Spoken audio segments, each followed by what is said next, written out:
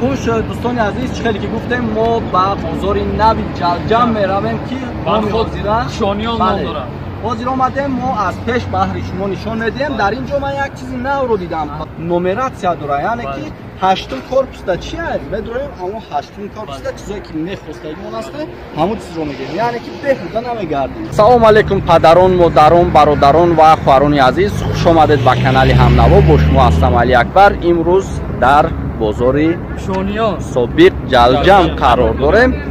دوستان عزیز رو زیر ما می‌داریم از درون همش رو بهر شما نشان میدیم. لایک پادلیت صاحب بینندگان عزیز و ارجمند همنوا ما راسیگه بدون هیچ تعریف خود رو در خروجه ایست کرده ایستادیم چون که همه شکل و همون اسلوب زمانوی را به خود کسب نموده است. میرویم.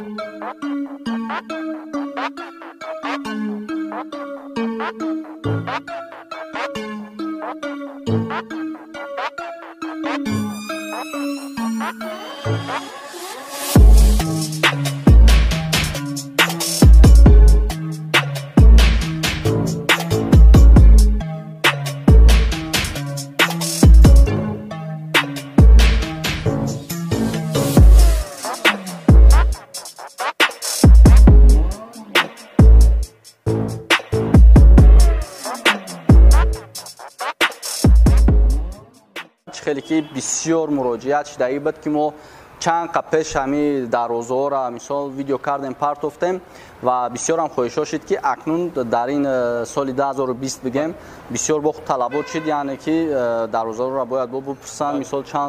چند سومه گفتم و باید بپرسیم و هم خاطر ما سه خمیم یعنی در شهر دوشنبه از سه در روزه سازی در حقیقت صفتش بهترینه و حاضر ما از یک لو همش رو میفهمونیم پوراتر حاضر ما میگردیم صفت در روزها را میبینیم. برای پیشرفت ویدیو لایک و پادلیت سامانه دوز ما نرخ نو همش میفهمیم. بینندگان عزیز باید تذکر داد که دروازه‌ای که در اینجا ساخته میشوند از قاسم اکا هستند و با دیزاین و اسلوب‌های نو و زمانوی چگونه دیزاین که خود شما می‌خواید مرحمت فرمایش دید با شما حتما همین ساخته می‌دهند. فقط شما مراجعت میکنید در رقم‌هایی که در روی اکران هست. بیاید دوزی سر میکنیم دروازه را می‌بینیم. رفتیم. مثال اکا این دروازه چند با چنده؟ دروازه 3 با 4 اکا. زنگ زدنش خیلیه. اکا ماتریال نرمالیه. ماتریال یک کنیمای. مثال با خواست دیلشون میکنی آخه میتونی. من این دروازه بیاید این دروازه در حقیقت صفتش خوب و دیزاین خوب کردگی. این دروازه خیته که اکا. ماتریالش هم یک کنیم تازه لسش لسس که 3 با 4. 3 با 4. بیا پیش بگیر شونخش رو نگاه کنن ببینن در شایخوی که جمشه دادن احتیاط محکم بوده اصلا خیلی دست یک شکل اصول خوب داره. بله خیته که دیزاینای نو بله دیزاینای نو باز بیاید باز میرویم باز در اینجا دیزاین‌های نو هستن مرحبا که خرید بله رنگاش خیلی که شما فرمایش میدید همون گونه رنگ میکنم میتونم این دروازه خیلی اکا باز میگم دوستان عزیز که کدام فرمایش میدید سخت در شهر دوشنبه است روی میکنین دیگه نوحیو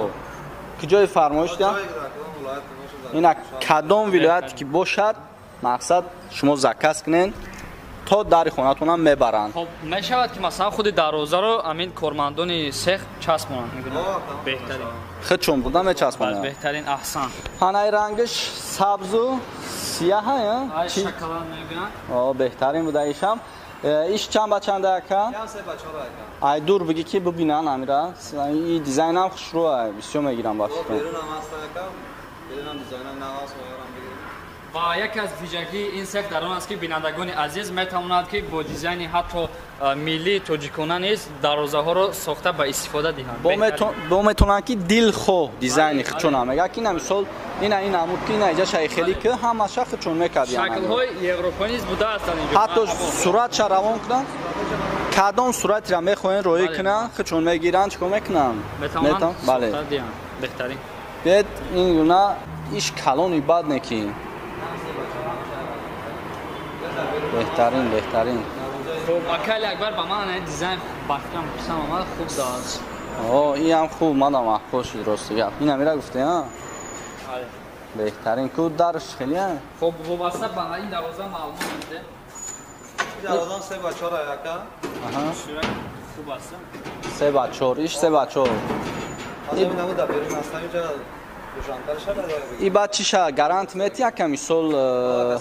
сифатш барои тай боронда мондан бисёр масалан мо реклама кардестем барои шумо нишон додестем баъд мо дар мисол чи нашава ки мисоло сифатш хеле будаем Пас будаст. не ки фикр мекунем ки чанд сола кор кардестем худо я 10 сол чи 10 сол зиёд шида фаъолият мекунам дар шаҳри душанбе ки ҷои кадом ноҳияи закас мекунам мақсад мебарам чун мечаспонанд дар кор шавад не ки бигӯем ки агар хидмат мечаспонанд ҳаминҷа мегиранд рӯӣ мекунанд худтон маслиҳат мекунем бо дар берунис ҳаст мебинем аз канали ҳамнаво бо гап занед скидкатон мекунам бо нархи дастрас шумода мебарам мерасонам ҳозир як дарозаи дигара гуфтанд и хелиёра мекунем закас ишам аста и свечам аста кадомиш чӣ намуде ки дар кортонай шумо да мекунам метатон ина кадомит ки бо мисол камтар чизои замонавӣ бихоҳед хелиам мекунам тайёр мекунам чанд сома яка нархш 2000 сомон қатъи ҳамашон боло ҳамаш беҳтарин ина як таи дига сия иша мегӯи тахта я як виҷагии ҳамин сетҳи дарозабарорӣ аст ки ин гуна бори аввал дидаст. нигоҳ кун мегӯ ки тахтай лекин тахта нест оҳанай ин краска каги ранг тахта омадагия беҳтарин сифат беҳтарин чунончи мебинем шаклу намуди милли дорад расми дурмои миллӣ ҳаме ки васеъ истифода бурда шудааст ана ин свечам маҳбуб бисёр хуб сеф ё дар қадри раҳ мондагиянд барои фурӯш ва фикр мекунем ки беҳтаринай кадоме ки мехоҳем маҳрамат ин аз сехтона инҷа ибората ин аз сехи дарозашон сехи майда нестай калонай таҷрибаи чанд сола дорам беш аз 10 сола беҳтарин аҳсан 10 сола ки агар фаъолияти безе мекардам фикр мекунем ки иҷозат намедодам ба ҳамин хотир маҳрамат кунен ёш барои тайёришон чӣ хеле яка ина дутаи дигар рамкаи дароза тайёр дорад дизайншо чӣ хеле мехоҳем ҳамон хел кадам метатон мувофиқи табу хуши шумо интихоби шумо кадом намуди маъқул бошад беҳтарин хуш дигар ҷои таъриф нест таърифа бояд шумо бикунен рақамо чанда яка 900 84 44 80 занг бизанед фармоиш битен биен дарозаи пеша дар хонатон бисозам битотам агар мехоҳед ки хонаи шумо обод бошад ва хонаи шумо зебо тавад марҳамат аз дарвозаҳои акай қосим истифода баред чунки маҳсулотое ки аз ин ҷо истифода мешаванд бо як сатҳу сифат баланд ҳастанд ва албатта пешаймон нахоҳед шуд ҳозир боз мо дигар намудоша нишон медиҳем бале рақамҳоро сахранед кунед дар ватсаптон ватсап дорен ватсап имо вайбер ватсап имо ҳастай дил ход дар москва бошен дар куҷое ки бошен чикор мекунен расмотона чӣ хел дизайне ки мефуратон расмша рӯӣ мекунен акада мегира чикор мекуна месозад ва омода мекунад марҳабо истифода мебаред маҳрамат дар хизматемо бале салом обод бошед